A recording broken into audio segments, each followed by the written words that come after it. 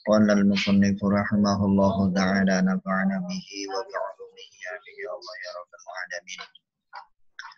Faslun ay hadza faslun, bermula inilah sebuah pasal. Fa idza istaqarrat, maka apabila telah tetap al khilafatu kekhalifahan, liman bagi orang taqallada yang menduduki siman terhadap kekhilafahan itu, imma bi'ahdin, ada kalanya dengan sebab diberi mandat atau dijadikan putra mahkota, atau ikhtiarin atau dengan cara pemilihan.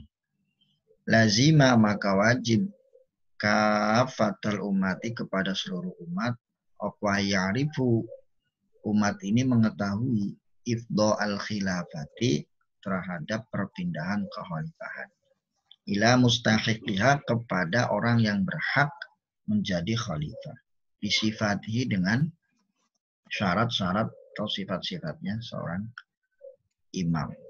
Wala yalzamu, dan tidak wajib, apa ya'rifu, bahwa mereka mengetahui umat ini terhadap imam tersebut, bi'ainihi, dengan sosoknya, wa ismihi, dan namanya. Jadi nggak wajib, dan nggak wajib mengetahui sosoknya siapa, namanya siapa, orang mana, dan lain sebagainya. Illa ahlal ikhtiyari, kecuali bagi ahlul ikhtiyar.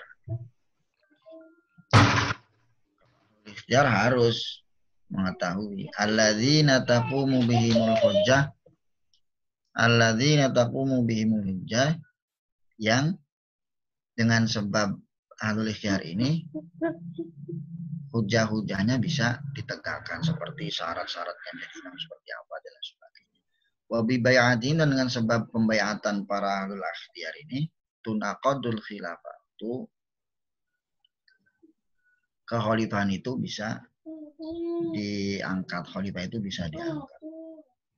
Wa qala Sulaiman bin Jarir, dan Sulaiman bin Jarir telah berkata, wajibun, wajib ala nasi, kepada seluruh manusia, kepada manusia kulihim, seluruhnya, wajib apa? Ma'rifatul imami bi'ainihi wa ismihi.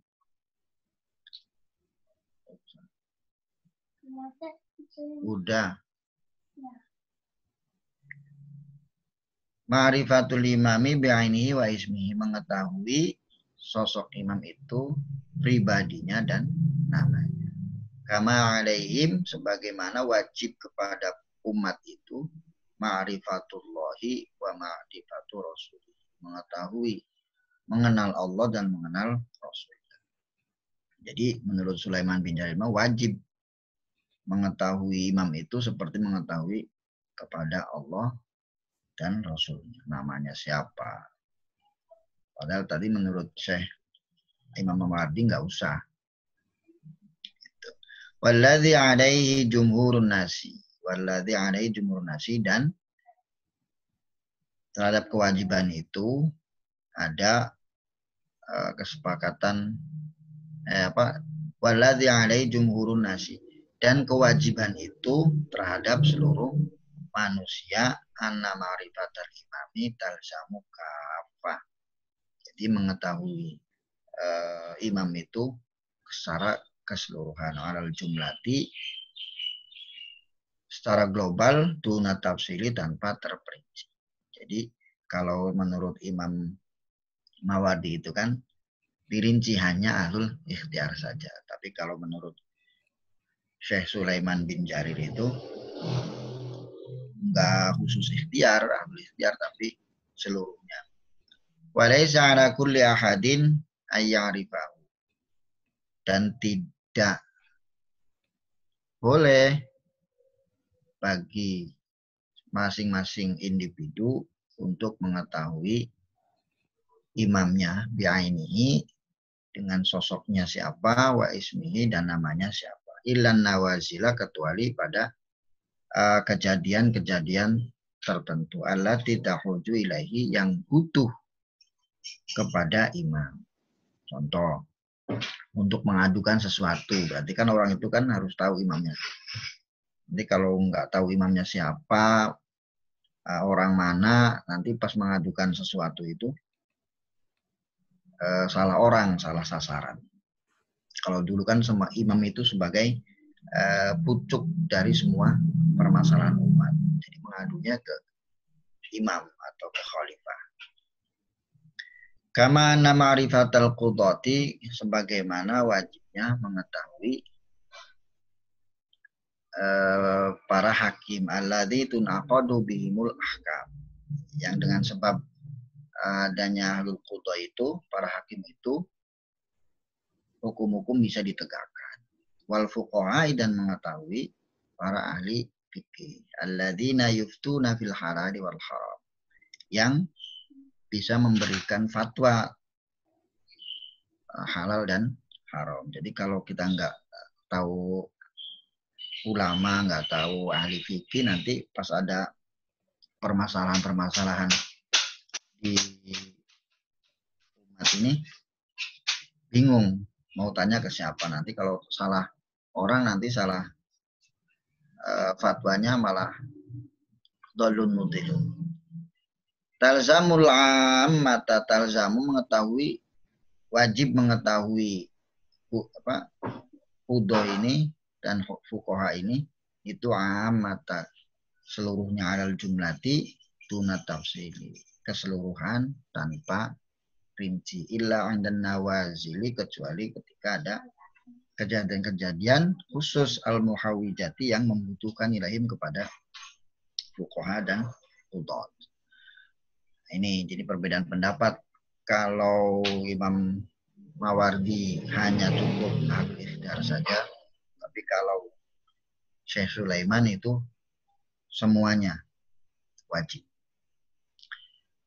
Walau lazima, ini pendapatnya Imam Mawardi, walau lazima kullu wahidatin, dan jika wajib kepada setiap individu minal ummati, dari umat, ayyarifal imama, mengetahui keberadaan imam, bi'ainihi, dengan sosoknya imam, wa ismi, dan namanya imam, la lazimat, maka wajib opo al hijratu, hijrah ilahi, kepada imam.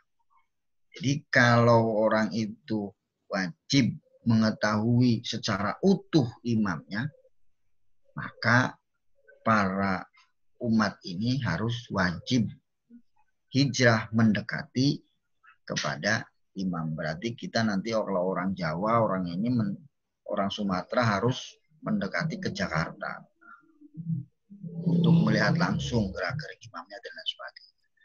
Wala majaza, dan sungguh tidak boleh takhalluful aba'idi, meninggalkan orang-orang yang jauh, karena harus hijrah. Jadi yang jauh nggak boleh ini, nggak boleh jauh, umat itu harus dekat semua. Wala afdo,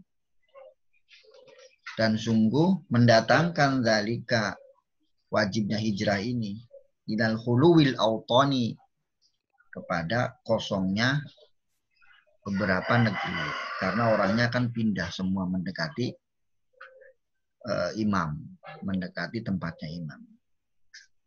Wala soro, dan sungguh akan terjadi minal urbi, kebiasaannya. Dan apa ketika kosong itu? Manusia sudah kosong, pindah ke mendekati imam, kharijan, semuanya keluar. Wabil fasadi aidan, dan sebab itu akan menyebabkan kerusakan aidan, orang yang kembali. Jadi ketika mendekati imam, kemudian apa yang terjadi? Berarti banyak orang yang nganggur. Nanti terjadi kerusakan-kerusakan. Pas kembali ya, biasanya kalau sekarang ada istilah penebangan liar lah, pembalakan liar lah, dan lain sebagainya. Karena orang sudah nggak punya uang lagi. Wa idza lazimat ma'rifatu ala tafsili, maka apabila wajib mengetahui imam itu secara terperinci, alladzi dzakarnahu, yang telah kami sebutkan, fa'ala kafatil ummati, maka terhadap seluruh umat itu, apa? Tafwidul umuril ammati ilaihi, menyerahkan segala urusannya secara keseluruhan kepada imam. Udah aja, kasihkan saja, percaya aja tanpa harus mengetahui siapa imamnya, orang mana, keturunan mana, min ghairi iftiyatin alaihi, dengan tanpa meminta fatwa kepada imam, wala mu'aradata lahu, dan tidak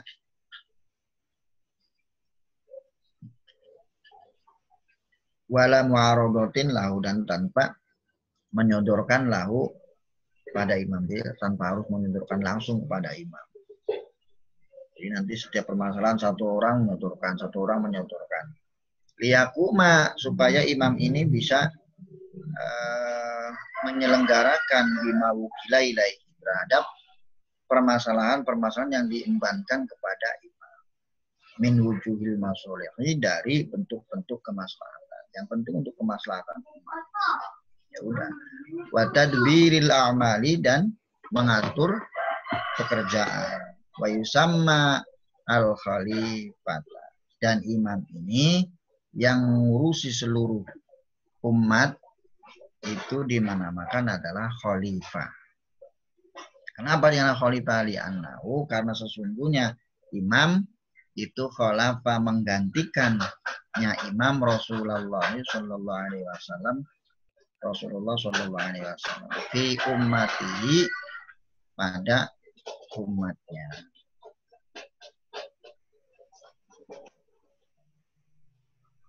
Faya juzu, maka boleh ayyuqala, disebut, dipanggil si khalifah ini, si imam ini, ya khalifatar rasul, ya khalifatar rasulillahi, wahai khalifah Rasulullah. Wa alal itlaqi wa yuqalul khalifah, dan ditetapkan dengan sebutan al-khalifah. Jadi al-khalifah itu khalifatu Rasulullah, pengganti Rasulullah. Karena apa? Sebagaimana diterangkan di awal, bahwa untuk menyelenggarakan urusan duniawi dan urusan ukhrawi. Wahtalafu, dan terjadi perbedaan pendapat di antara ulama. Hal yajuzu, apakah boleh ayyuqala, dipanggil atau disebut imam itu ya khalifatallahi, wahai khalifah Allah. Fajawazahu ba'duhum, maka sebagian ulama membolehkannya.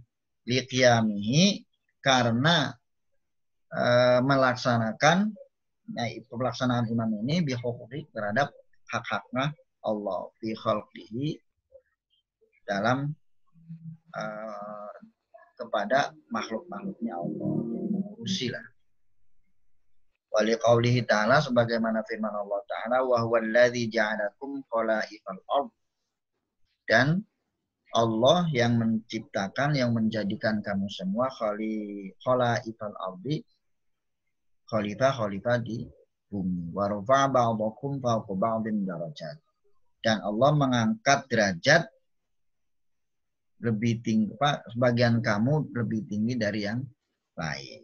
Jadi berdasarkan ayat Quran ini, para ulama, sebagian ulama itu boleh menyebut khalifah itu sebagai khalifatullah, penggantinya Allah. Wamtana, dan menolak jumhurul ulama'i, sebagian besar para ulama, min jawazi dzalika, dari bolehnya memanggil khalifah itu sebagai khalifatullah. Wa nasabu qailahu ilal fujuri, dan menisbatkan orang yang mengatakan khalifatullah itu kepada hal-hal yang dosa. Wa qalu, dan para jumhur ulama ini mengatakan yustakhlafu, digantikannya seseorang, yustakhlafu, digantikan man, orang, yaghibu, yang pergi, au yamutu, atau yang meninggal. Jadi yang bisa digantikan itu orang yang pergi atau orang yang meninggal. Wallahu la yaghibu wa la yamutu, sedangkan Allah itu tidak pergi dan tidak mati. Jadi yang ini pendapat sebagian besar para ulama. Jadi tidak boleh memanggil khalifah itu sebagai khalifatullah. Karena yang bisa digantikan itu yaitu orang yang pergi atau orang yang mati, baru bisa digantikan. Sementara Allah itu tidak pergi dan tidak mati. Wa qad qila li Abi Bakrin Siddiq radhiyallahu an, dan sungguh telah dipanggil Sayyidina Abu Bakar bin Abu Bakar Siddiq radhiyallahu an, ya khalifatullah, wahai khalifah Allah. Faqala, maka berkata Sayyidina Abu Bakar, lastu bi khalifatillahi, saya bukanlah khalifah Allah, walakin khalifatu Rasulillah sallallahu alaihi wasallam, tetapi saya itu khalifah Rasulullah sallallahu alaihi wasallam atau pengganti Rasulullah sallallahu alaihi wasallam. Jadi ada yang membolehkan. Jadi intinya satu, mengetahui imam itu nggak usah harus secara utuh, tapi cukup orang-orang tertentu saja. Meskipun ada perbedaan pendapat, ada yang boleh mengharuskan, tapi kalau harus berarti orang-orang yang jauh itu harus mendekati tempatnya khalifah, sehingga nanti akan terjadi kekosongan, suatu negeri banyak kosong, kemudian terjadi nanti adanya kerusakan atau dan lain sebagainya. Ada lagi pendapat bahwa khalifah itu sebagai khalifah Rasulullah, sebagian menurut jumhur ulama, tapi ada juga sebagian kecil dari ulama yang mengatakan itu khalifah Allah berdasarkan hadis, berdasarkan ayat Al-Quran, wa huwallazi ja'alakum khalaifal ard wa rafa'a ba'dakum fawqa ba'd darajat. Mungkin itu saja. Wallahul muwaffiq. Wallahu a'lam bishawab. Assalamualaikum warahmatullahi wabarakatuh.